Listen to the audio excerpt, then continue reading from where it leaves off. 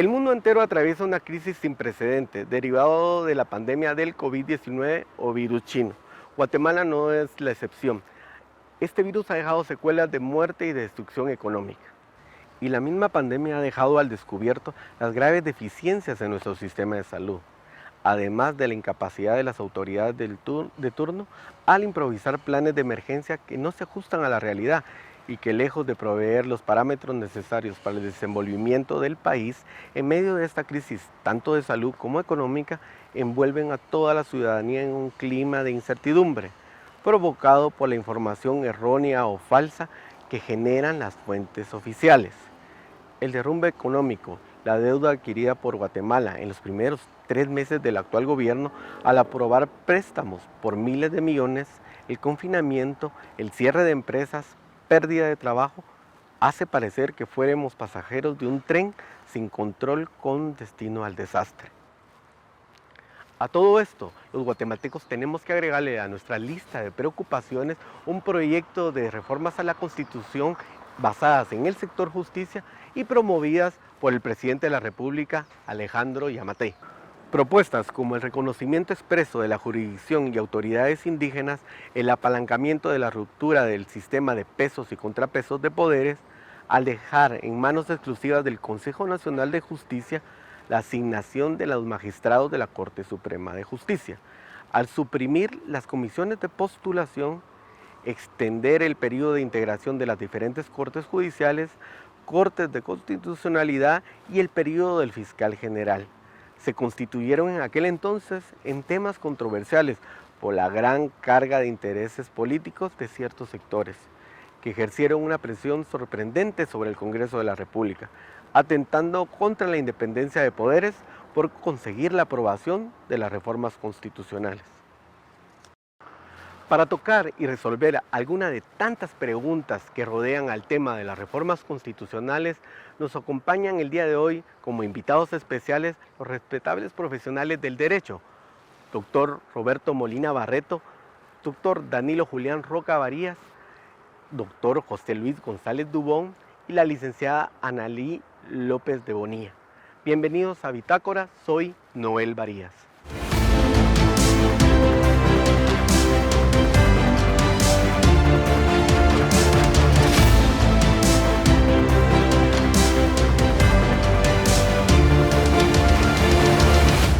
Hoy nuestro tema es sobre las reformas constitucionales, un tema que se ha tocado desde anteriores ocasiones, empezando por el 2016, que hubo un intento de reformar nuestra Constitución. Nosotros los guatemaltecos estamos conscientes que es un proceso delicado y bastante controversial, debido a las polémicas que se suscitan alrededor de esas mismas reformas constitucionales, por su contenido político que a veces rodean a las mismas. Vamos a empezar con una pregunta. En medio de un estado de calamidad pública que está decretado a raíz del problema de la pandemia mundial del coronavirus, es una crisis además sanitaria, de salud y económica. Entonces, la pregunta en sí ¿es oportuna en estos momentos una reforma constitucional? ¿Es conveniente en medio de toda esta gravedad que estamos viviendo? Empezamos con la licenciada López. Gracias, buenos días y gracias por la oportunidad de participar con tan brillantes juristas que creo que nos van a ayudar bastante en este momento. Creo que no hemos dicho nunca, sí, es el momento oportuno para modificar la Constitución, siempre conociendo y conscientes de que se trata de la norma fundamental del Estado. Pues tenemos que tomar las precauciones y siempre decimos que no es el momento.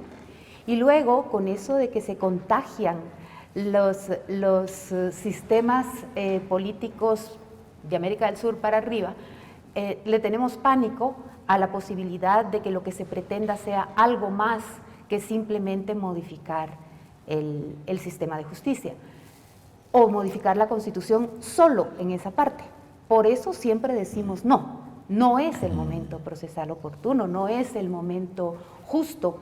Y en este momento se siente como no debiéramos hacerlo porque hay otros factores importantes que están en el camino, como el estancamiento de las Cortes, de la elección de las Cortes, con una sentencia de la Corte de Constitucionalidad que dijo ya puede, es decir, debe elegir con los que tiene, y cómo va a ser el presidente para parar esa elección durante el tiempo que dure la reforma constitucional o que llegue a tener forma la reforma constitucional. Creo que no es posible en este momento porque, posiblemente iniciarlo, empezar a socializarlo, pero no lo veo antes de 2 años como posible. Y no veo lógico prorrogar el periodo de la Corte actual por 2 o 3 años más, esperando la reforma constitucional. Resumen, no creo que sea el momento oportuno por todas las circunstancias conexas que el momento tiene. Gracias. O sea que estamos hablando de que también el presidente de la República se fijó un plazo como de 6 meses para llevar a cabo todo el procedimiento para reformar la Constitución. O sea, es una carrera maratónica que no casa realmente en nuestro momento político ni en medio de esta crisis, ¿verdad? Doctor Danilo, la misma pregunta. ¿Es oportuno realmente? Vea, yo soy un poco más radical en el análisis, porque damos por descontado de que estamos siguiendo procesos normales, incluso el de una reforma constitucional, cuando realmente la Constitución en Guatemala ha sido ya violada y vivimos de hecho un Estado de hecho, no de derecho. Valga decir que obedeciendo a toda una composición estratégica de carácter mundial, pues nosotros desgraciadamente, como decía en algún momento Lázaro Cárdenas, tan lejos de Dios y tan cerca de los Estados Unidos, pues no podemos derivar en acciones que nos prometan un cierto grado de autonomía e independencia.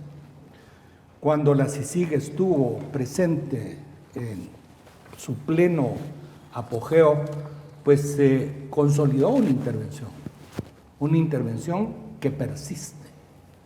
El solo hecho de convocar a una reforma constitucional y convocar a un determinado grupo de personas que tienen una orientación dentro del contexto de esa intervención, pues nos llama poderosamente la atención para decir no, porque seguramente no solo el momento preciso, sino que el planteamiento de la reforma conlleva en sí mismo una serie de dulcitos para todos los sectores y que puedan ir aprobando con una participación en un supuesto Consejo de Estado que lo único que ha hecho es sustituir las funciones del vicepresidente de la República, las funciones constitucionales del vicepresidente de la República, a quien prácticamente han dejado de lado en el contexto de todos estos comisionados que arbitrariamente y al margen de la lógica constitucional se están formando.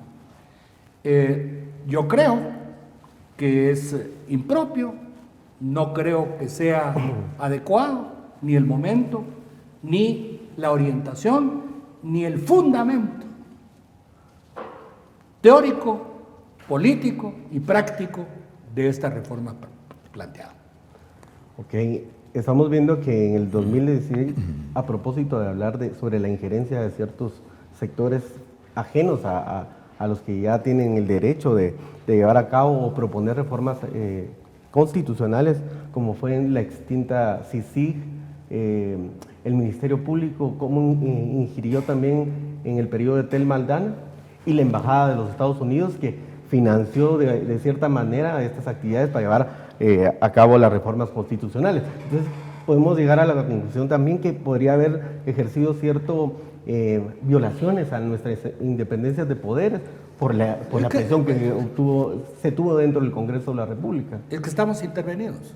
Entonces, ninguna decisión está al margen de la intervención y de los propósitos de la intervención.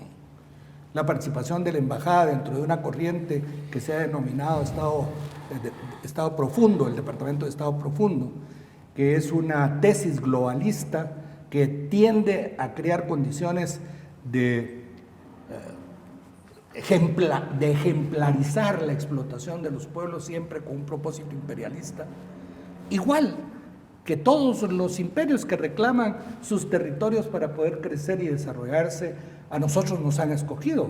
Nos escogieron como mal ejemplo y desde luego todas esas circunstancias nos ponen en desventaja total frente a cualquier intento de reformar la Constitución.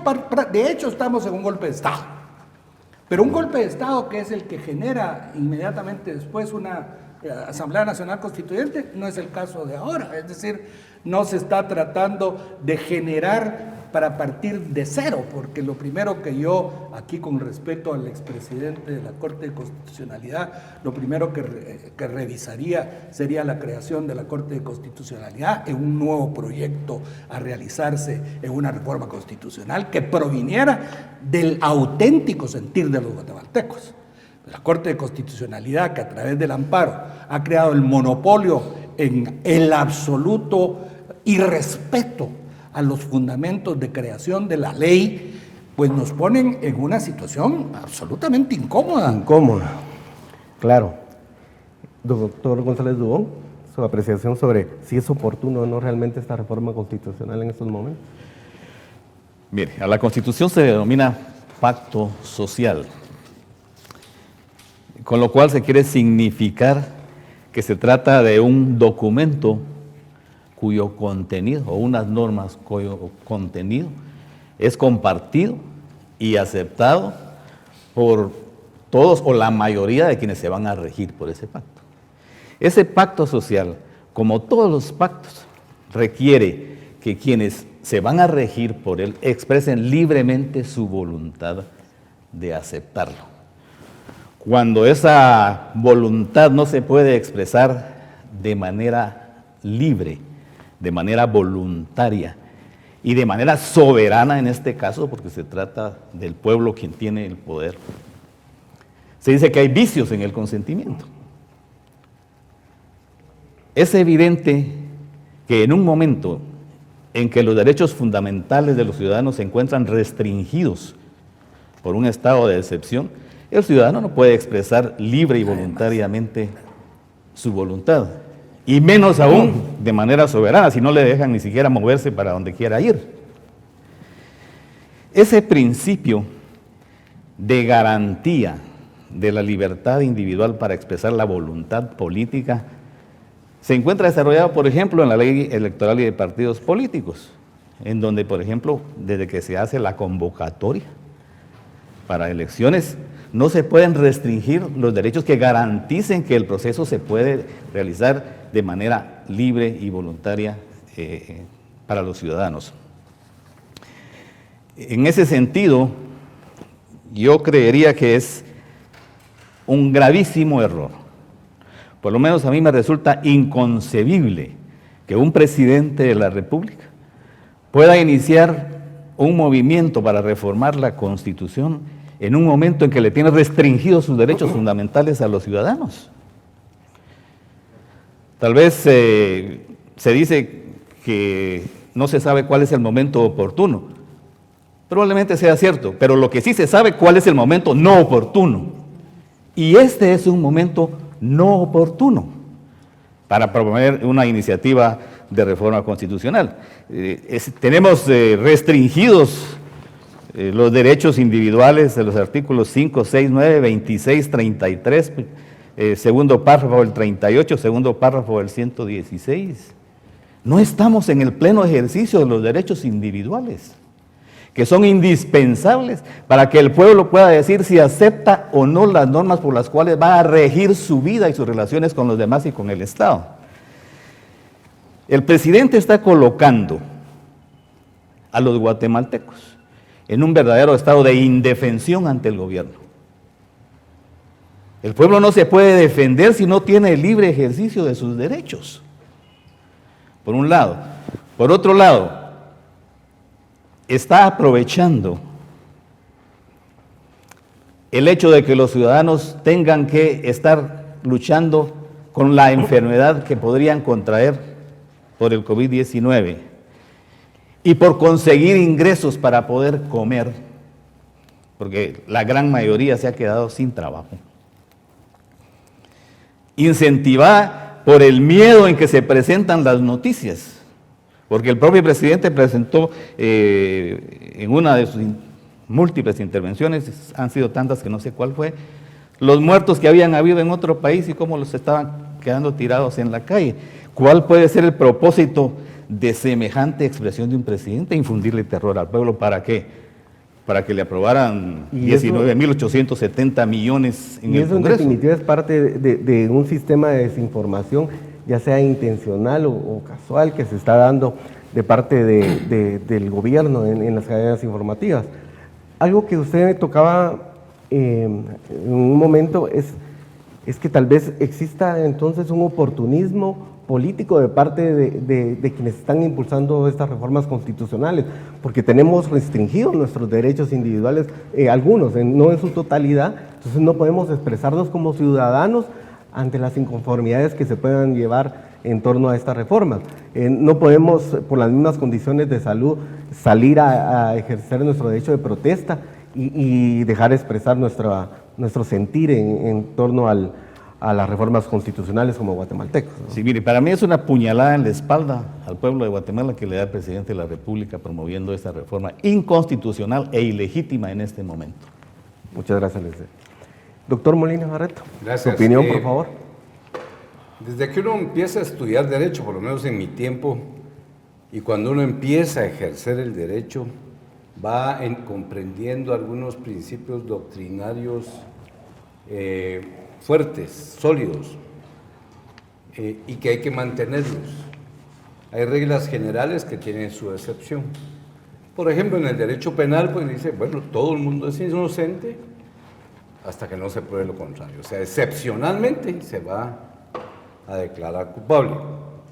En el derecho procesal constitucional, por ejemplo, en el amparo, pues es principio general que los actos de autoridad son de buena fe y son válidos. Excepcionalmente no, y entonces hay que otorgar el amparo para corregirlo, para frenarlo. Y el pacto social, la Constitución, el primer principio básico de quien entiende qué es una Constitución es no tocarla. Claro, si hay un extremo por las circunstancias que se han dado, por el avance de la sociedad, los tecnicismos, las eras, pues obviamente habrá que pensar no una, sino varias veces en reforma. Pero antes de pensar en cualquier reforma, más cuando en este caso sí es aparentemente específica, que es para el sector justicia, jamás se podría empezar ni siquiera a platicar de ella si no se cuenta con un pacto político. Y aquí tenemos un gran político enfrente, y sé que entiende lo que estoy diciendo. ¿A qué me refiero con un pacto político? ¿Cuáles serían los actores, en este caso, principales de una reforma constitucional? Claro, que lleva la iniciativa, y por cierto, yo respeto, el presidente de la República tiene iniciativa de reforma constitucional, y yo siempre he respetado la institucionalidad, y tiene su derecho de hacerlo. Pero los verdaderos actores, por lo menos en lo que es la práctica, van a ser los congresistas. Y entonces creo yo que previamente el presidente debería de hacer, a través de sus operadores, si fuera excepcionalmente determinable que sí se necesita una reforma, un pacto político para que sea estos artículos a los que vamos a revisar. ¿Por qué? Porque ya en el 2019, y no digo más para atrás, ya nos pasó lo mismo. Empezaron con una iniciativa y ocurrió todo lo que todos ustedes han dicho en las respuestas. Aprovechar el oportunismo, si quisieron meter cosas como el derecho de los límites de la propiedad privada, la existencia del derecho indígena, o sea, y no es que no esté yo de acuerdo en el derecho indígena, el derecho existe y es respetable, y además es constitucionalmente válido. Lo que no puede haber es dos sistemas de justicia en el país. Y darle ese rango constitucionalidad. Así, y darle la misma jerarquía. Entonces, si no se tiene ese pacto jurídico, político dentro de las bancadas o partidos políticos que tienen representación en el Congreso de la República, yo no le entraría a ninguna discusión. Y no digamos lo que también se ha dicho aquí, estamos en un momento en que todos los guatemaltecos estamos, lo de las limitaciones pues es relativo, pero pensando si realmente vamos a sobrevivir esta pandemia, si realmente vamos a sobrevivir las deficiencias económicas. O sea, no hay mentes frescas, limpias, no hay un grupo, tanques de pensamiento que realmente sean nacionalistas, que no estén pensando en sesgos de cualquier índole, religioso, económico, ideológico, de ninguna índole, y decir, esto se necesita reforzar. Claro, doctor. Entonces, si no hay ese tamiz, pues siempre va a ser inoportuno.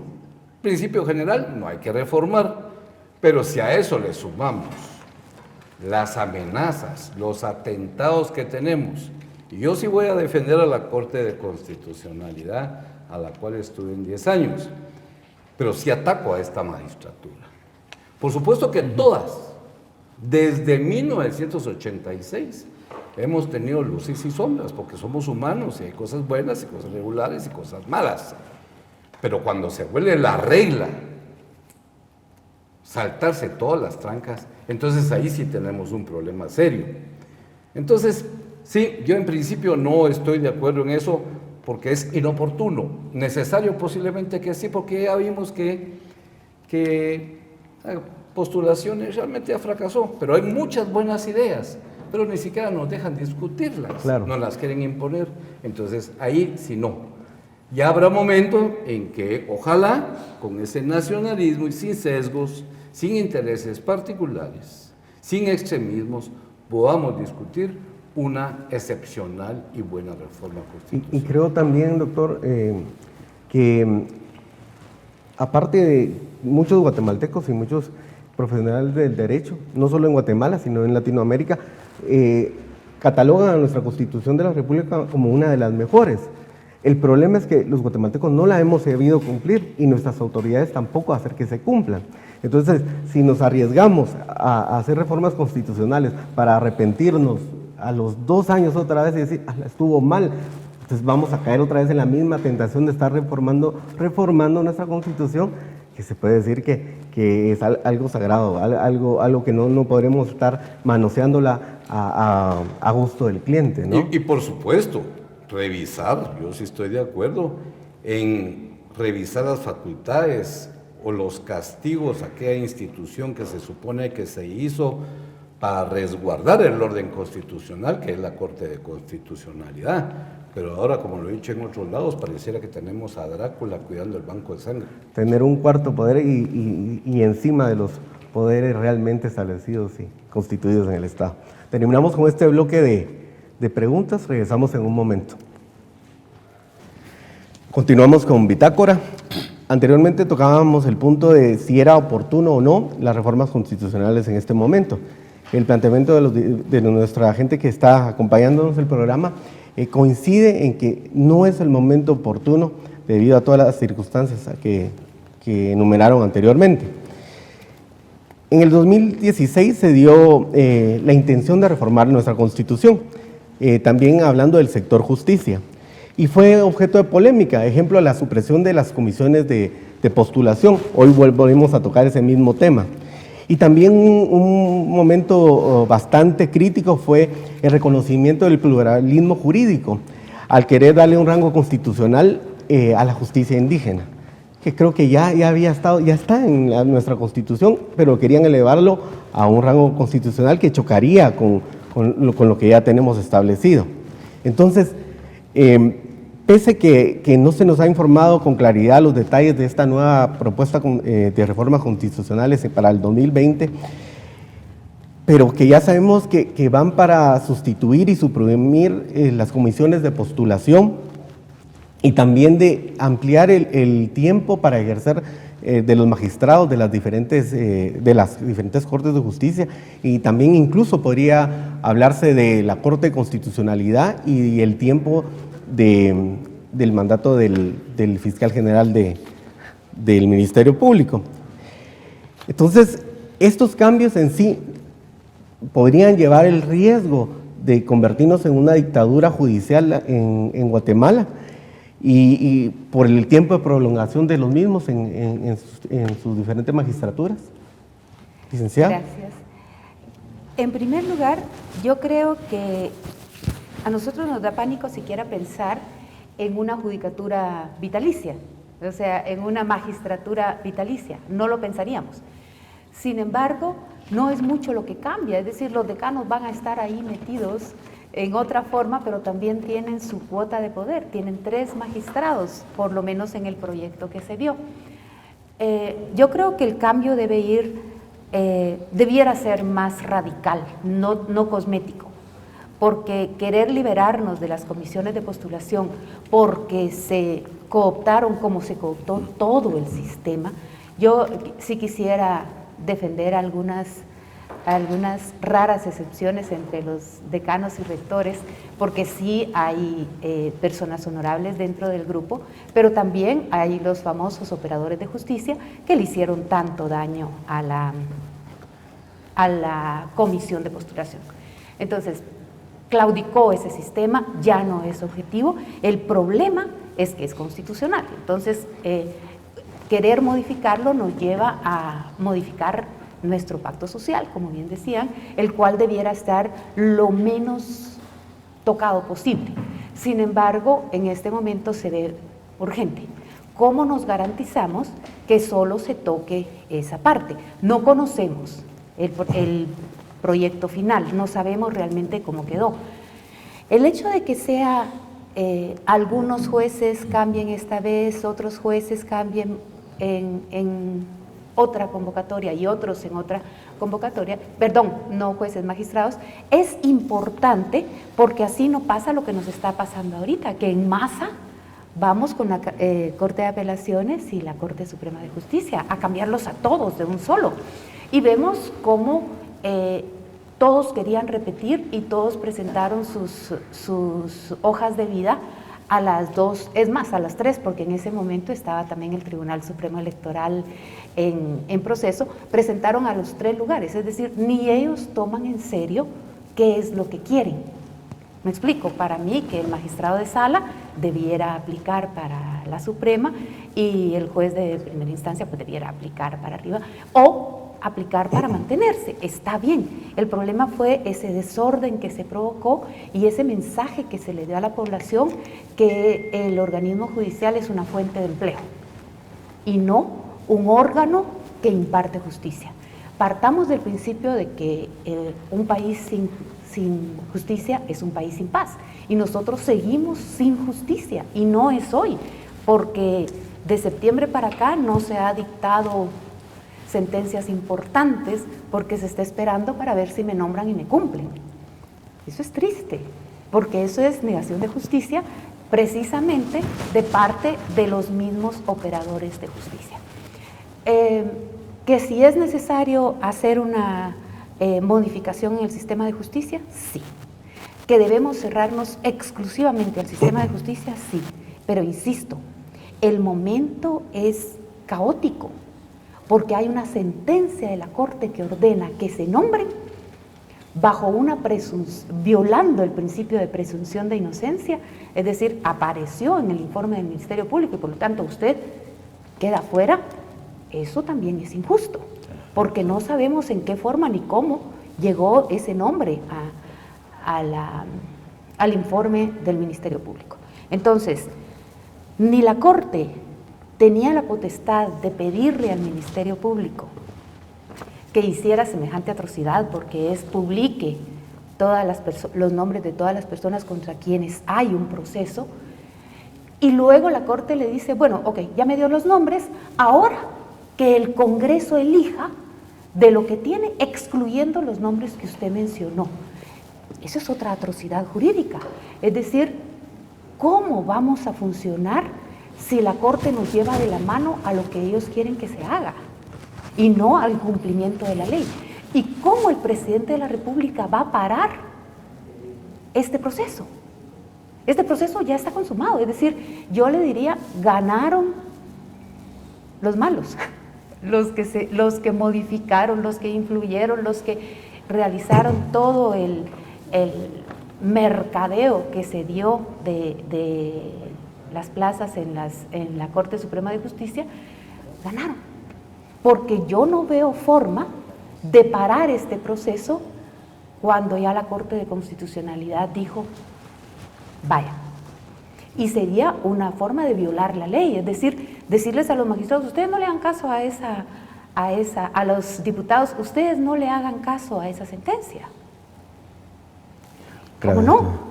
Sería incentivar al desconocimiento de la ley, al irrespeto a la ley. Yo creo que tenemos que tomar en cuenta, tenemos que ser conscientes que vivimos en un Estado de Derecho y que el Estado de Derecho debe irse cumpliendo en cada uno de sus plazos y que el debido proceso era otro.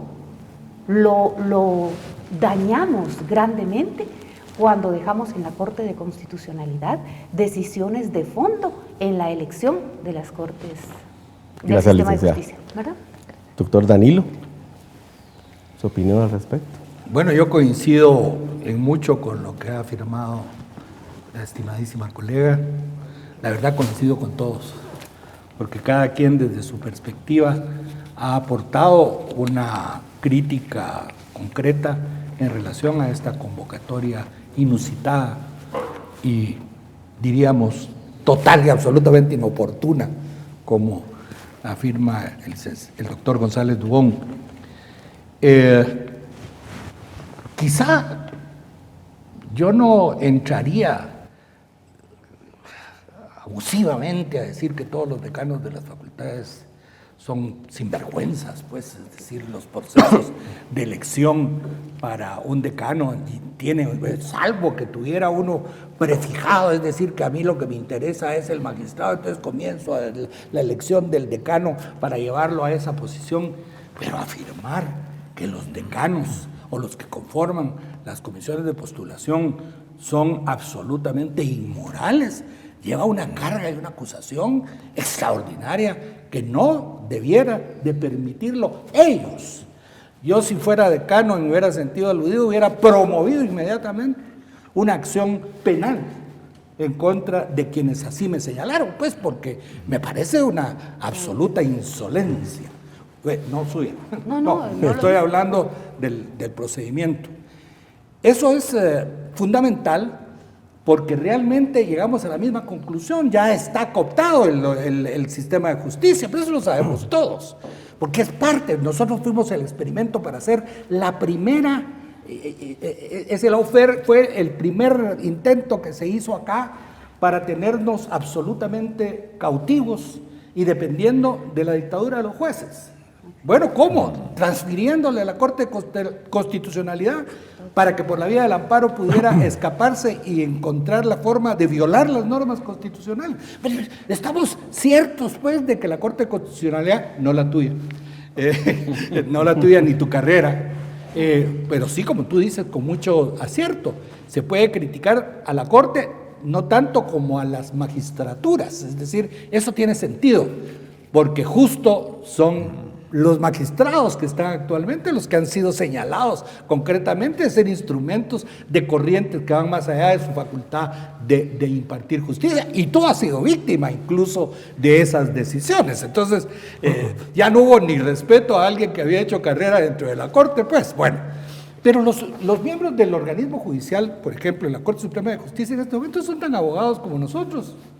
Esos señores no son magistrados ya, porque se venció su periodo constitucional, se prorrogó abusivamente. La Corte de Constitucionalidad se los prorrogó y después lo desmintió. Digo, bueno, ustedes aténganse a las consecuencias. Después de decirles, ustedes pueden prorrogarse, después les dice, no, fíjense que no se prorrogan. Y las resoluciones de la Corte Suprema de Justicia tienen como justificación para emitir resoluciones aquella donde la Corte de Constitucionalidad les autorizaba para seguir en el ejercicio de sus funciones, y la que ellos mismos se habían autorrecetado. Es decir, una Corte Suprema de Justicia más ilegal no puede existir. Ahora, ¿cómo hacemos para no parar el proceso? Que no hay que pararlo, por la vía de obedecer o no obedecer. De todas maneras, ya no puede uno hacer efectivas órdenes ilegales. Bueno, o obedeciendo, haciendo lo que debe de hacer el Congreso de la República, elegir a los magistrados entre los magistrados que están señalados como viables. Lo que sí hay que hacer, y me voy a robar un segundo más, perdón, lo que sí hay que hacer, y se nos ha ocurrido, es poner una sala constitucional en la Corte Suprema de Justicia. Esa sala constitucional para que sea un prefiltro, en el sentido de que pueda existir, porque es evidente que la Corte de Constitucionalidad en sus resoluciones, todas casi, ha violado los derechos humanos. Y a veces la Corte Interamericana de Derechos Humanos, no la Comisión, sino la Corte Interamericana de Derechos Humanos, ha favorecido las resoluciones, digámoslo con sus letras, de la izquierda, sobre todo en el tema de los resarcimientos. Pero hay ahí una sentencia que se hizo a raíz de condenar a los carabineros de Chile como antecedente por la muerte de un miembro del Partido Comunista en el golpe de Estado contra Allende. Y desde luego dijeron que era legítima su pretensión, la pretensión de los parientes para darle su resarcimiento. En cambio, todos los demás no hemos usado ese recurso. Ya la Corte sentó, la Corte Interamericana, que yo también denunciaría el Pacto de San José, pero mientras esté, pues usémoslo pues para nosotros también, para la evidente y justa aplicación de la justicia. Yo lo que señalo es la necesidad de poner un prefiltro en la Corte Suprema de Justicia, y esta Corte Suprema de Justicia, que debe elegirse cuanto antes, debiera de crear entre sus primeros actos la Sala Constitucional, para que pueda, en todo caso, contradecir sobre la base de la violación a los derechos humanos las resoluciones de la Corte. Eso es importante, necesario, y puede ser una salida que nos dé la posibilidad de no ser esclavos de la Corte de Constitucionalidad. Gracias, y sus decisiones. Perdonen. No.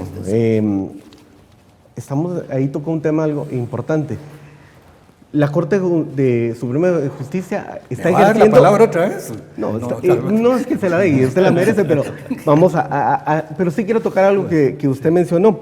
La Corte Suprema de Justicia está ejerciendo ilegalmente realmente, pero el presidente de la República se apoya en que tiene el apoyo de esa Corte ilegal para hacer estas reformas constitucionales.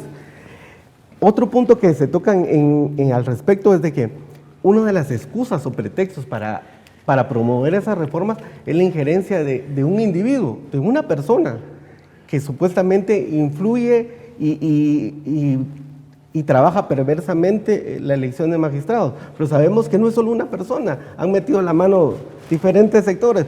Uno de ellos, hay que hablar claramente, es fundaciones como Helen Mapp. Entonces, pero lo grave es que el Ministerio Público apoye su acusación en el estudio que hace la fundación de doña Helen Mapp. ¿Cómo va a ser posible que absorba la carga de un proceso pendiente? Porque ahí sí se viola el principio de inocencia totalmente, porque están sentenciando sin haber pasado por el proceso de comprobación de la inocencia del sujeto señalado, todos sus derechos. Y partir de ese punto que ni siquiera hay una sentencia y que ya se está acusando ya están condenados. Y promueven una reforma. Absolutamente excluidos. Bueno, pues no hay que excluirlos, hay que llevar a final término esta elección de magistrados.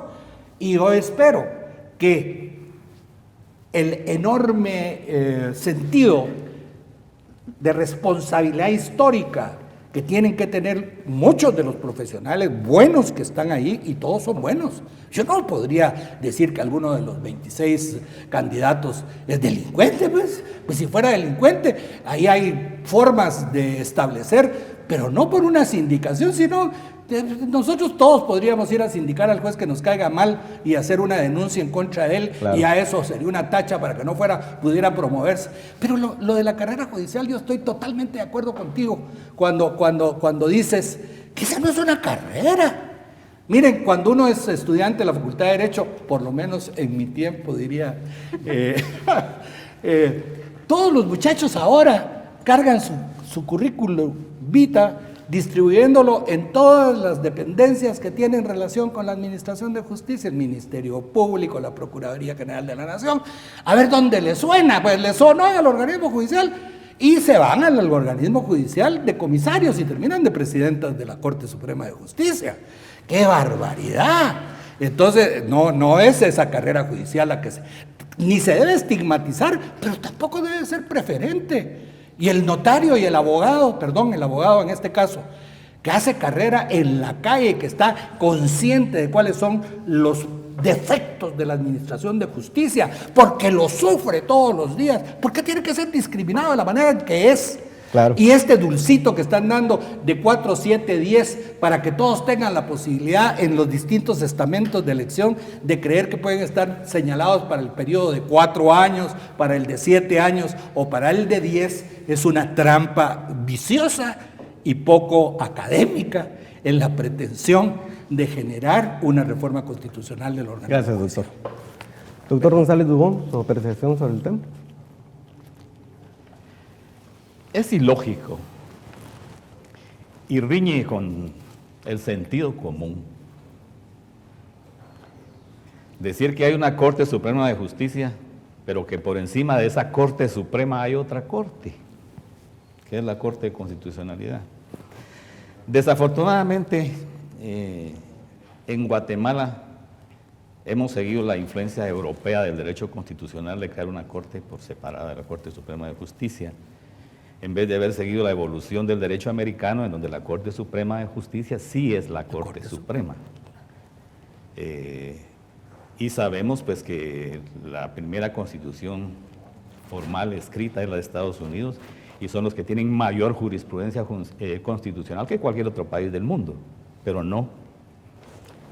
Seguimos la tendencia europea kelseniana de una corte independiente, y el hecho de crear una sala constitucional dentro de la Corte Suprema de Justicia, me voy a permitir disentir un poco.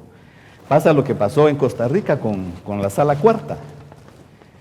Cada vez que la sala cuarta de la Corte Suprema de Justicia anulaba un fallo de las otras cámaras, de las otras salas de la Corte Suprema, los otros magistrados decían, ¿cómo es posible que si ellos tienen la misma jerarquía constitucional que nosotros como magistrados nos estén anulando un fallo? Es decir, eso es caer en una nueva contradicción lógica y de sentido común.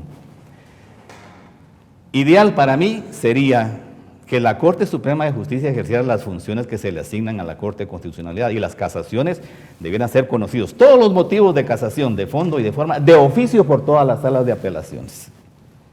Eso sería una verdadera reforma del sistema de justicia en Guatemala. Y por otro lado, se ha apoderado de los constitucionalistas en general la tendencia del neoconstitucionalismo, perdón, sé que no estamos totalmente de acuerdo en eso, que contradice el original understanding, el sentido original de la Constitución, con el activismo judicial, el judicial activism.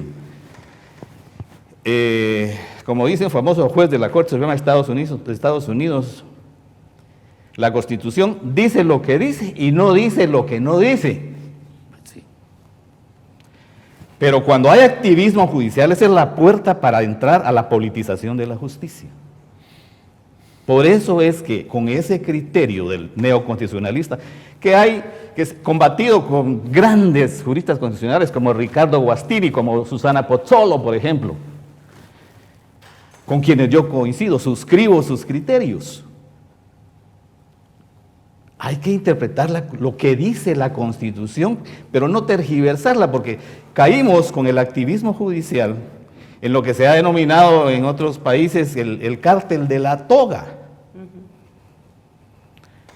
Porque ¿cómo es posible, como ya lo señalaba el licenciado Molina Barreto, que la Corte de Constitucionalidad diga que la Constitución dice lo que no dice, y que el grueso de sus resoluciones sean inconstitucionales, y que nadie se atreva a decir que son órdenes manifiestamente ilegales y constitutivas de delito las que emite, y que como consecuencia no las obedece?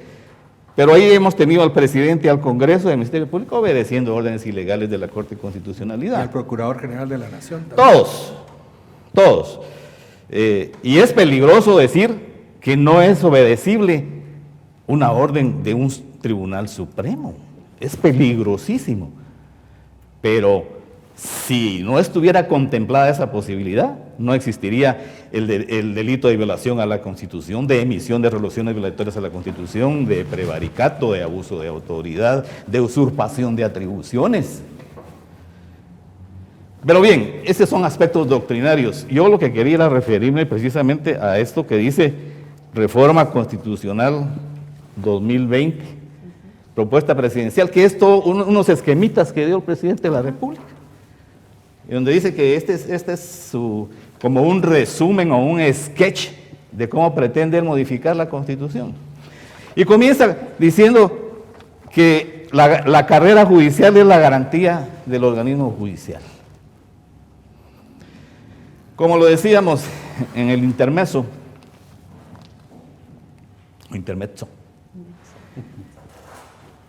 esa no es una carrera. La carrera de todos los jueces y magistrados es abogado y notario. Ni siquiera son especializaciones universitarias, son especializaciones de hecho. Y como garantía de esto va a establecer el consejo de esa carrera judicial. Por cierto que ahora también hay carrera de fiscal, fíjense ustedes. Hay carrera de esto, carrera del otro y carrera de todo. Todas son carreras ahora. Ya las carreras universitarias no valen nada, porque cualquier cosa es carrera. Entonces, esto no dice aquí quiénes van a integrar el Consejo de la Carrera Judicial, pero con los antecedentes que tenemos ya sabemos que va a ser gente del mismo organismo judicial. Y ellos tienen un conflicto de interés. Son jueces y parte porque lo que van a hacer siempre es proteger sus intereses gremiales de empleados del organismo judicial, funcionarios y empleados del organismo judicial. Entonces, son los únicos que no debieran participar en la selección de magistrados. Doctor, y además, cuando se crea el Consejo Nacional de Justicia, no tendemos a que se politice aún más y darle poderes extraordinarios a ese consejo, ya que podrían ellos quitar y poner jueces y remover magistrados en el momento a criterio de ellos, sin ningún control. Es mucho más grave que eso, es mucho más grave que eso, porque el Consejo de la Carrera Judicial, o como se le quiera llamar, va a monopolizar totalmente el sistema de justicia. Porque solo ellos, al incorporar las salas de la Corte de Apelaciones a la carrera judicial, ellos ya dominaron todo el sistema de justicia. Porque la verdadera justicia se hace en las salas de la Corte de Apelaciones. Entonces, si yo puedo nombrar los magistrados, puedo nombrar los jueces de primera instancia y puedo nombrar los jueces de paz, tengo el sistema de justicia en mis garras. ¿Por qué? Porque es muy poca la gente que puede pagar un recurso de casación contra una sentencia de una sala de la Corte de Apelaciones. Entonces realmente y todavía menos gente la que pueda pagar un recurso de amparo contra una sentencia de casación. La mayor parte de la justicia para la gente termina en las salas de la Corte de Apelaciones. Y un prejuicio más. Resulta que en esta propuesta que hace el presidente, 3/4 partes de los magistrados van a salir del organismo judicial y 1/4 parte de académicos, tratadistas, litigantes, etc. O sea, les adjudica una cuota de poder mayoritaria para terminar el dominio de las salas de las Cortes de Apelaciones, cuando debiera ser eso. Mire, la obra humana, la Constitución y su reforma son obra humana, es perfectible, pero también es empeorable. Y esta es una propuesta de empeorabilidad del sistema de justicia. Porque por lo menos ahorita cualquiera magistrado, cualquier abogado, académico, tratadista, litigante, magistrado, puede aplicar a un puesto. ¿Cómo es que le voy a adjudicar una cuota de poder al organismo judicial, diéndole el derecho de nombrar 3/4 partes de los magistrados? Y el colegio de abogados cruzado de brazos. Bueno, nunca ha defendido los intereses de los abogados. Esa es la verdad, porque hay que hablar con la verdad. Entonces, eso, digamos, en lo que se refiere a las salas de apelaciones. La Corte Suprema de Justicia, peor. es un empeoramiento, pero de límites que es difícil fijar. Primero, viola la estructura republicana de la separación de poderes y división de poderes al permitirle al presidente de la República nombrar 3 magistrados en la Corte de manera directa, al Congreso de la República nombrar otros 3 magistrados de manera directa. O sea que hay 2 poderes del Estado que tienen casi la mitad de los magistrados de la Corte Suprema de Justicia, que está obligada a juzgar las acciones que van a cometer los que integran esos otros 2 organismos. Y por otro lado, mire, eso es la contradicción, la paradoja más absoluta que yo he visto en esta propuesta. Dice que hay que eliminar las comisiones de postulación porque son corruptas, se prestan a la corrupción. Solo les cambia de nombre, porque entonces les da al Colegio de Abogados, al organismo judicial y a los decanos de 6 facultades de derecho privadas y la de la USAC, el derecho de nombrar 3 magistrados cada uno. Entonces, ¿en qué quedamos?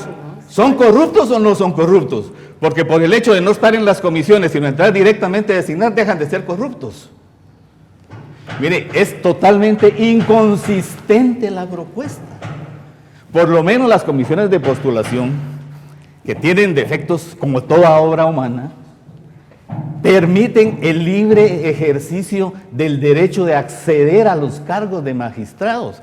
Hay filtros, hay presentación de documentos, hay entrevistas, pueden hacerse señalamientos y se pueden refutar esos señalamientos. ¿De qué manera este sistema mejora eso? Esto lo empeora totalmente. Esto, si lograra pasar, destruiría totalmente el sistema de justicia de Guatemala. Gracias, licenciado. Doctor Gracias. Molina Barret. Yo veo que la pregunta da para mucho y se evidencia en las respuestas. Cada uno de los que han contestado agarra uno de los temas. Tal vez repasando un poco de todo, grupos de interés. Yo coincido con todo lo que se dijo aquí de que existe el grupo de interés. Pero lo primero que debe de estar claro es que todo proceso de elección o nombramiento de funcionarios públicos tiene una alta carga política. Y no estoy hablando mal de la política, al contrario, hay que reconocer que es un acto político. Y hay que enfrentar al acto político. Lo que no se vale es la politiquería. Grupos de interés, claro, por economía. Hay grupos de interés en el sector económico que tienen mucho interés en tener magistrados que puedan no representar sus intereses, pero no ser sus enemigos. Por supuesto, hay gente de la mafia que tiene interés en tener magistrados o jueces que les perdonen sus pecados. Pero también hay ONGs que les interesan tener el control para gobernar el país, porque no han podido ganarlo a través de un proceso democrático, y dicen todavía públicamente es que nosotros no proponemos a nadie, así pero descalifican a todos. De los 26 candidatos que hoy hay para la Corte Suprema de Justicia, solo 4 no tienen ninguna denuncia penal. O sea que según la Corte de Constitucionalidad, solo 4 son elegibles. Y yo sí estoy de acuerdo en que el Congreso de la República tiene una oportunidad de oro y hacer un análisis de ese informe y decir, yo no tengo elementos para elegir. Yo no temería el que se diga, no cumplió porque no eligió, no. Es que mire, usted me dijo que en base a este informe, y este informe me está diciendo que yo puedo tener duda de cualquiera. ¿Qué tal si elijo 5 que después, cuando termine la investigación en trámite, resultan ser los más delincuentes? Entonces, primero, entendamos que cualquier proceso es político. Entendamos que el proceso de selección de Guatemala de magistrados ya fracasó. Pero así como solo críticos somos, yo creo que también tenemos que ser propositivos. Yo estoy de acuerdo absolutamente con lo que aquí se dijo, que aquí no existe carrera judicial. Pero sí hay sistemas de carrera judicial y nos vamos al derecho comparado y lo encontramos. Y muy buenos. Gente que puede entrar de comisario, por cierto, yo fui comisario de un tribunal, y puede parar de presidente de la Corte Suprema de Justicia, una verdadera carrera, o sea, una meritocracia, pero eso aquí no puede pasar, por lo menos con esta Constitución. ¿Por qué? Porque cada 5 años es el Congreso quien elige. Así es que las calificaciones del famoso Consejo, que ahora fueron express y absolutamente desmedidas, hubo gente que trabajó toda su vida en el organismo judicial que no llegó ni al mínimo. Y hubo gente que ni siquiera ha ejercido la jurisdicción y tiene 100 puntos. O sea, esto fue un absurdo. Se tarda la Corte 7 meses en dictar la sentencia y dice que el proceso está viciado, pero no lo toca, lo deja.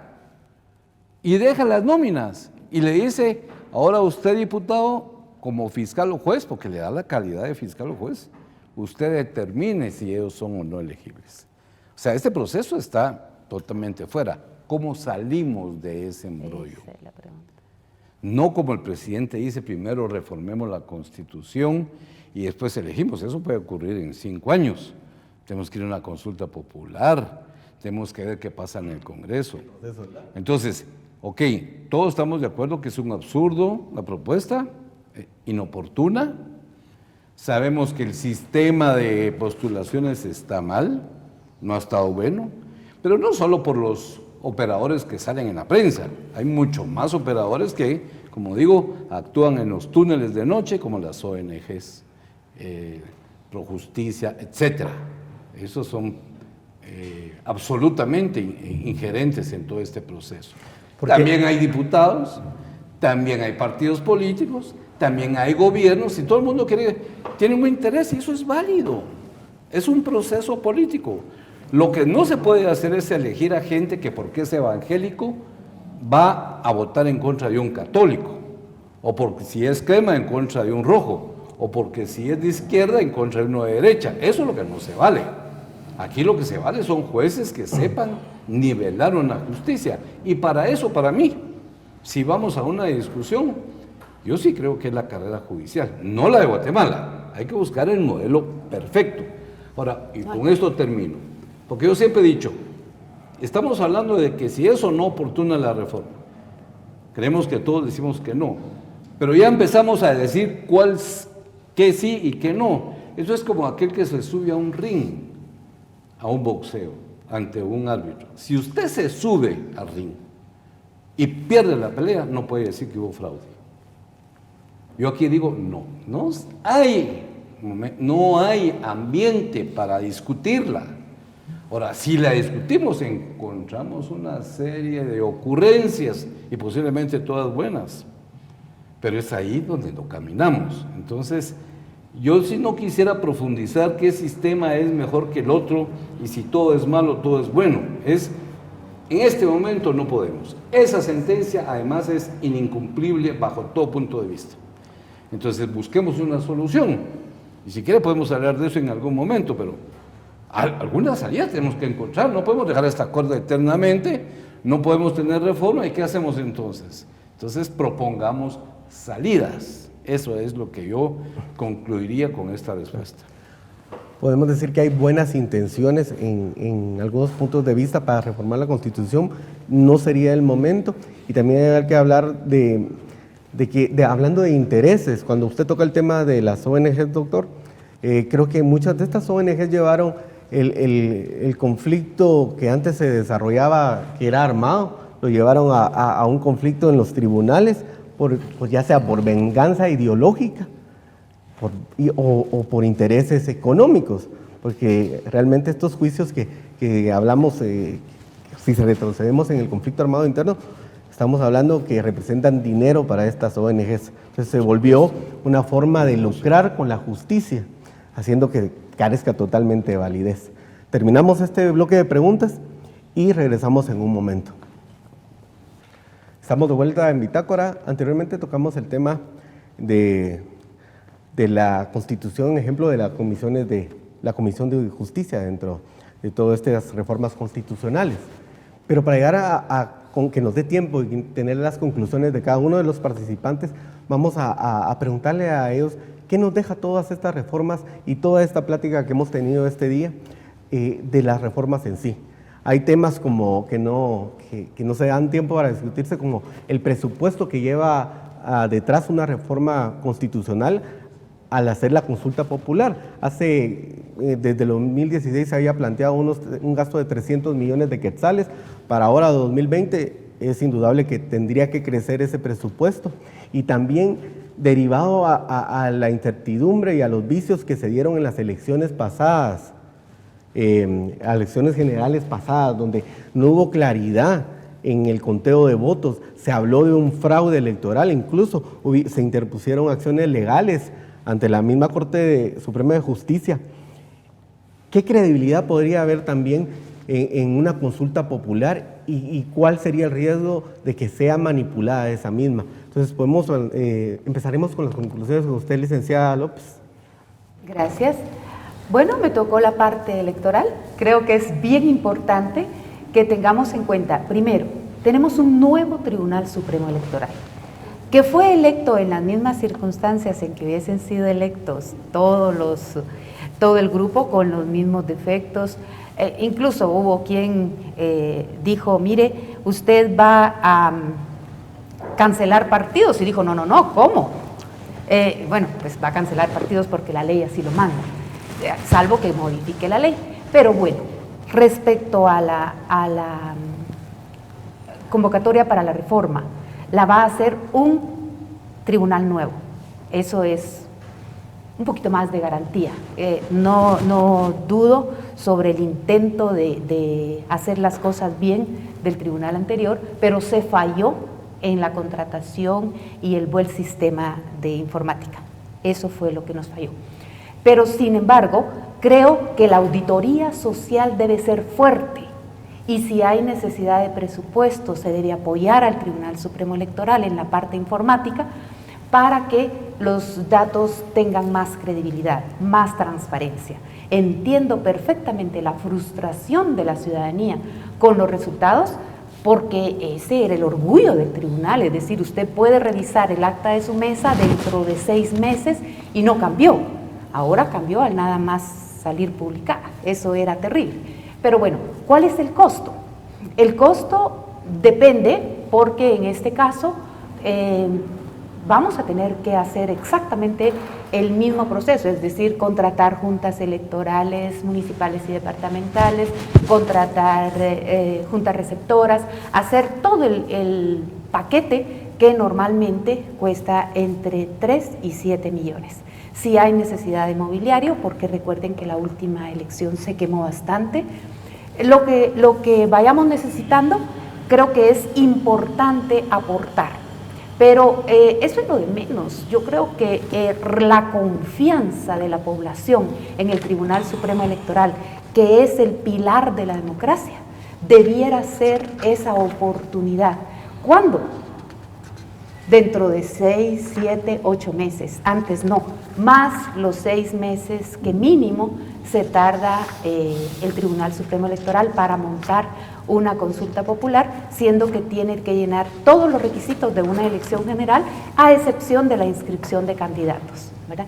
Entonces, yo digo, bueno, es la oportunidad del Tribunal Supremo Electoral de limpiar el mal sabor, el día negro que nos dejó el tribunal anterior, y es la oportunidad de la sociedad civil de involucrarse lo más posible en el tema informático, para que el dato que llegue a la población sea eficiente en cuanto al tiempo y eficaz en cuanto a la validez. Gracias. Gracias, doctor Daniel. Bueno, yo creo que esta plática ha generado el suficiente, no debate, sino aportación de distintas ideas que nos marcan ya el derrotero de lo que tendría que ser una discusión para abordar el tema de las reformas constitucionales. Nosotros, ni siquiera nosotros, con nuestras posiciones muy constructivas, pues tuvimos controversia en el análisis de posibles soluciones. Que esto llegue al pueblo de Guatemala y el pueblo de Guatemala sea receptáculo de un foro nacional, pues solo se podría hacer a través de los partidos políticos, si es que realmente existieran los partidos políticos, que ya sabemos que son una ficción en el contexto de la realidad política nacional. Desde luego el costo tiene un costo, y es un costo que pesa sobre la credibilidad que puedan tener todos los sistemas electorales. Este ya está cuestionado. El software que nos llevó en la primera vuelta a no saber cuál es el resultado de las elecciones. Nunca vamos a saber cuál es el resultado real de las elecciones. Nunca. Porque el Tribunal Supremo Electoral decidió un domingo en contra del conteo que se estaba haciendo en el Parque de la Industria cuál fue el resultado, una vez que recibió las instrucciones debidas de la visita de los personeros de la intervención, que llegaron a exigir que los resultados eran los que ellos decían. Bueno, ¿a quiénes pagaron el pato del fraude? Pues ahí los pobres servidores de segundo nivel que están por irse presos o estarán por ser amnistiados o serán por ser indultados, no se sabe. Pero lo que sí es cierto es que todo el proceso electoral en Guatemala, si es que nos vamos a someter a un nuevo proceso electoral, y no estoy hablando de la consulta popular, tendrá que ser revisado a fondo, si es que queremos que constituya el fiel reflejo de una realidad política expresada por los ciudadanos. En segundo lugar, son los ciudadanos los que tienen la base fundamental del pacto social. Ese pacto social es de los ciudadanos y ellos son la primera expresión del poder real para el faccionamiento, no de una constitución, sino incluso de cualquier reforma constitucional. Pero veamos la reforma constitucional del 93. El resultado en cuanto al resultado electoral fue mínimo, pero como no hay un mínimo que establezca que si no se tiene más de un 50% de votos favorables para poder tomar una decisión al respecto de una reforma constitucional, con una diferencia de 3 votos está consumada una reforma constitucional en circunstancias muy dudosas. En ese sentido debemos de ser muy cuidadosos, pues, porque de veras nos están agarrando de pendejos. Y Guatemala tiene la suficiente creatividad profesional, intelectual y política como para que no crean que somos, pues ya no digo ni de países africanos, porque ellos tienen muchísimos más elementos de sentirse orgullosos que nosotros, ni haitianos tampoco, porque con ellos competimos para abajo, no para arriba. En fin, la situación es delicada, es grave, porque se está tratando de perpetuar ya un golpe de Estado establecido en el mismo momento en que se prorrogó el plazo de los magistrados de la Corte Suprema de Justicia. No vivimos un Estado de Derecho. Entonces se está perfeccionando el Estado de hecho, pero no de derecho. Frente a ese perfeccionamiento del Estado de hecho, no de derecho, cualquier salvajada y grosería es legítima y se le ocurre a cualquiera hacerla. Y los ciudadanos tenemos que asumir una actitud pasiva por falta de estructuras sociales representativas y por falta de estructuras políticas. Las ONGs sustituyeron el factor de intermediación política entre la sociedad y el Estado y la arrebataron para arrebatar el poder político de la nación. Y a los partidos políticos los desarmaron para que se desarticulara esa base que es fundamental en la alimentación del proceso de organización popular. Así que no a las reformas, perdonen, no a las reformas, no a una consulta popular con resultados que pueden ser cuestionados. Vamos a promover ya en paz, sin coronavirus, sin máscaras, que por cierto yo no me van a multar, pero de veras la gente se está respirando anhídrido carbónico, está envenenando su sangre y su cerebro, ya no les llega sangre al cerebro oxigenada. Nos van a volver más torpes. Si ya somos un poco tontos, estos nos quieren volver mulas de una vez. Así que cuidado con eso, y cuidado con todo aquello que atente contra el pacto social, en el cual la base fundamental de las decisiones de ese pacto radican en la soberanía popular, que es la efectividad de la participación del pueblo en el diseño de la normativa a la cual van a ajustar sus relaciones sociales de producción, sus relaciones sociales de orden político, de orden económico, de orden cultural y en todos los órdenes del desarrollo de la vida humana. Gracias, doctor. Doctor Gonzalo, ¿no? Mire, todas las actividades humanas, incluyendo la política, y particularmente la política, están sujetas al derecho. La política no se puede ejercer fuera del derecho, porque entonces ya no es política, ya es arbitrariedad o es sinvergüenza. Hay normas establecidas para una reforma constitucional que desafortunadamente son insuficientes o no están desarrolladas en la Constitución guatemalteca. Cada vez que se presenta una iniciativa de reforma constitucional al Congreso, se utiliza un procedimiento diferente para conocerla. Se utilizó un procedimiento diferente en el 93, un procedimiento en el 99. En el 2009, las otras que están pendientes ahí, que por cierto hay una sentencia de la Corte de Constitucionalidad que dice que primero en tiempo, primero en derecho, antes de entrar a conocer cualquier otra iniciativa de reforma constitucional, deben conocerse todas las iniciativas de reforma constitucional que están durmiendo el sueño de los justos en el Congreso, entre otras la de Proreforma, que debe ser una, dice el presidente que es una propuesta técnica. Para mí, la reforma constitucional no debe ser una propuesta técnica, debe ser una propuesta profesional, no técnica, de verdaderos constitucionalistas, que sepan de lo que se está hablando. ¿Cómo va a ser que llega un presidente y en 4 meses ya tiene una iniciativa de reforma constitucional en medio de esos 4 meses, 3 meses hundido en combatir una enfermedad viral? A mí me tocó participar en la elaboración de la propuesta de la iniciativa de reforma constitucional que presentaron 73.322 ciudadanos en el 2009 y nos llevó 8 años. 6 años de analizar cuáles eran los problemas y proponer soluciones a esos problemas constitucionales y 2 años en socializarla en todo el país.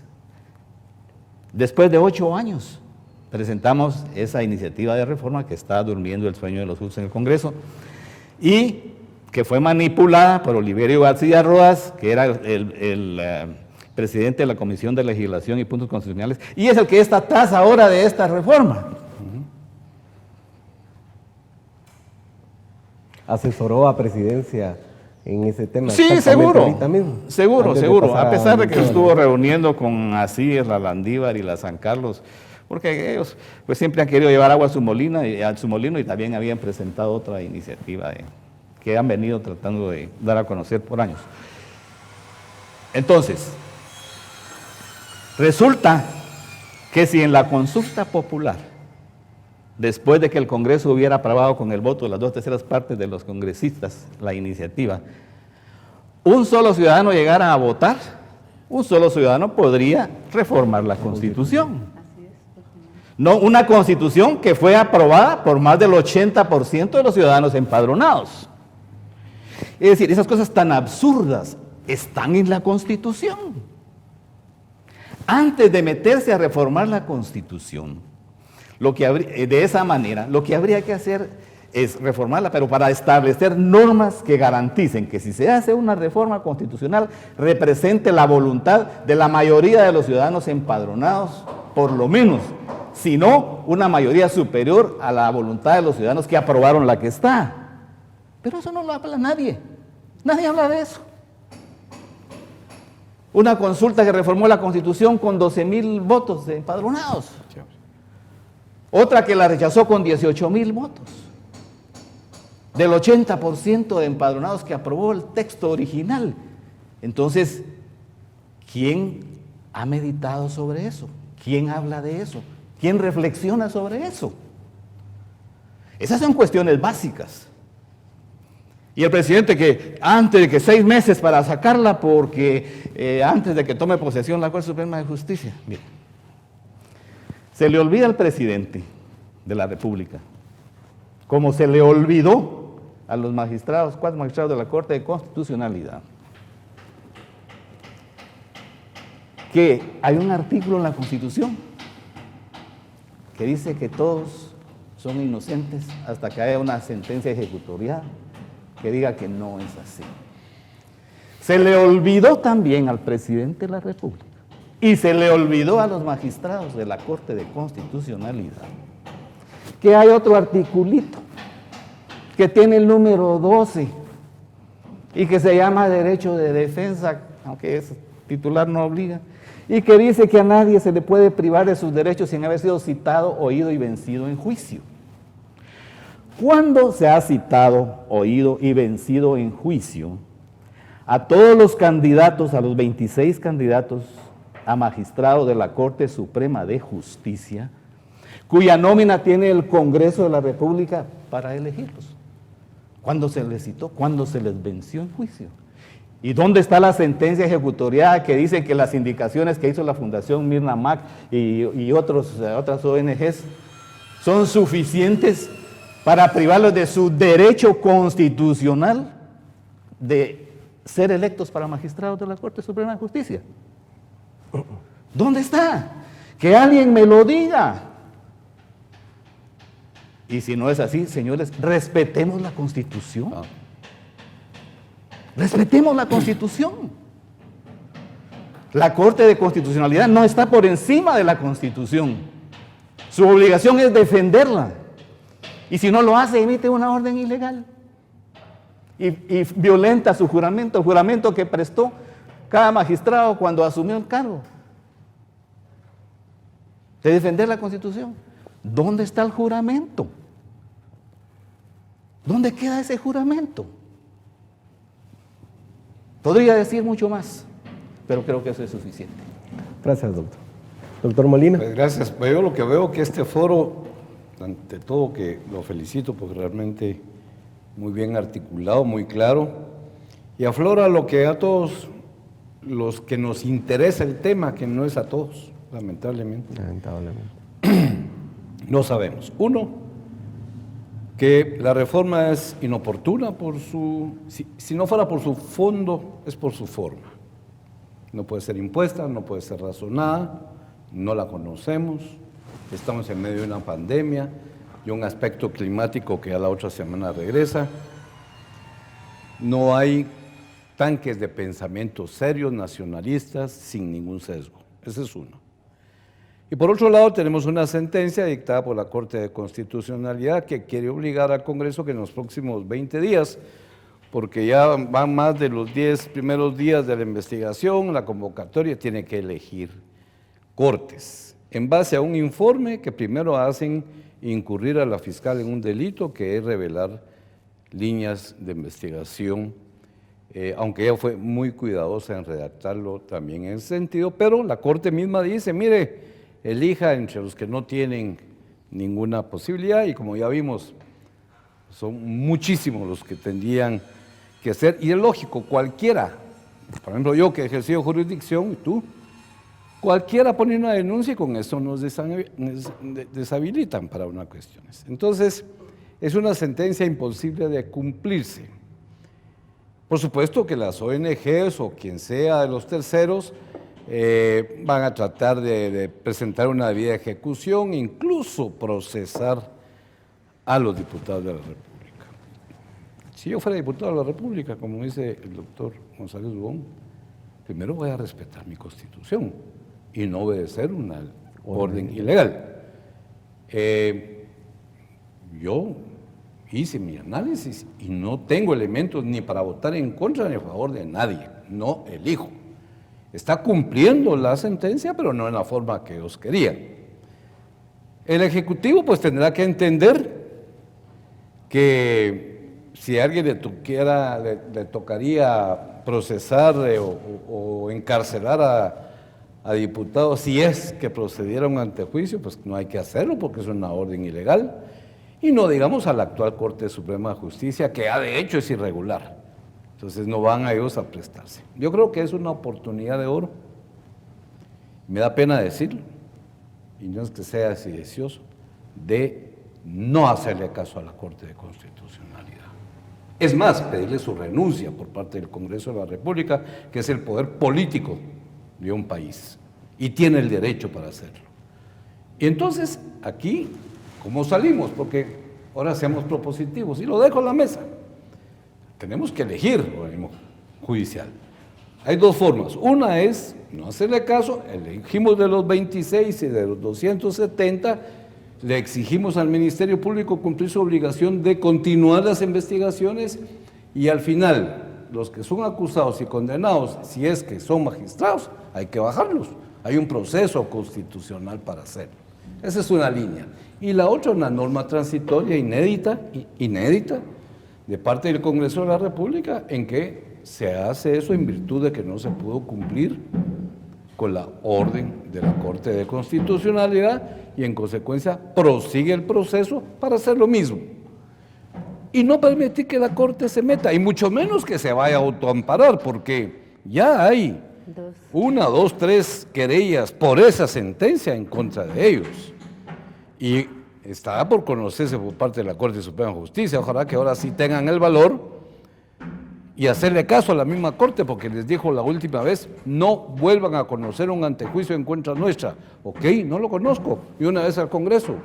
Y allá que los señores del Congreso hagan su trabajo. Si la ley de antejuicio dice que es ellos los competentes. La jurisprudencia hizo que hubiera un tamiz en la Corte Suprema de Buena Fe para ver si habían indicios racionales para hacerlo. Va. Ellos dicen que eso ya no. Bueno, ahí está Congreso, conozcan el antejuicio. Autoamparo, que autoamparo ni que nada. Y es momento de salir de esta magistratura que realmente tiene el país de rodillas, en lo económico, en lo político, en lo social, en todo. Así es. Entonces eso no lo permitamos. No es la institución la mala, es la actitud de los actuales magistrados. Y repito, aquí nadie se puede lavar las manos. Yo estuve en 2 magistraturas y sé que participé en fallos que posiblemente están equivocados. Como también estoy seguro que los primeros magistrados del 86 lo hicieron. Todas las magistraturas tuvimos, porque somos humanos. Y sé que la Constitución es un producto humano que es evolutivo y también es perfectible, pero como lo digo, excepcionalmente, no en una forma irracional, en un momento inoportuno y en un momento impuesto sin siquiera saber a dónde vamos con esa reforma. Gracias. Gracias, doctor. Creo que es importante ver todo esto como una oportunidad, más que un problema, una oportunidad que tenemos que aprovechar para sacar lo mejor de ella. Las condiciones que se presentan para estas reformas constitucionales definitivamente las podemos percibir como no oportunas por diferentes índoles, ya sea por el coronavirus que nos tiene afectado a todos los guatemaltecos en nuestras áreas de salud y económicas, así como que esas reformas al sector justicia merecen un tiempo prudencial, un tiempo realmente de conciencia para llevar a cabo todo ese proceso de cambios en nuestro sistema de justicia.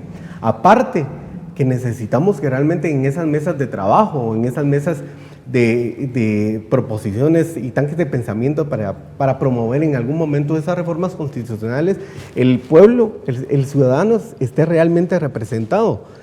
Y que en esas mesas de trabajo no existan el sesgo ideológico o solo parcializado de un grupo que dice representar a todos los guatemaltecos, que no lo es, y que realmente cuando se lleguen a sentar esas personas que van a promover esas reformas, sean gente que conozca el tema y que sí representen a la ciudadanía en general.